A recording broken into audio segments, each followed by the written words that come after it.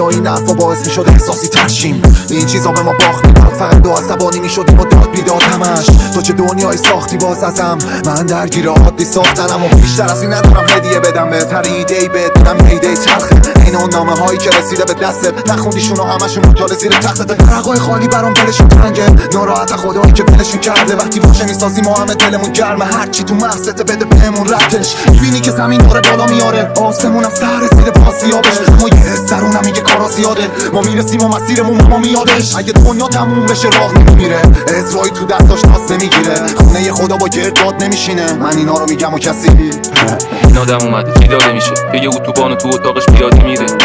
همه روزش سیاسفیده، هیچ جا نمیتونه زیاد بشینه، میذاره میره فقط یه جوری طی بشه روزش. بیرون مثل زندونه، خونه مثل سلولش. فرق کنه آدم زندگی کنه یا فقط زنده بمونه. رفتارام همه رو کلافه میکنه، از خودم در میرم اما فراری بی خوده. همه شب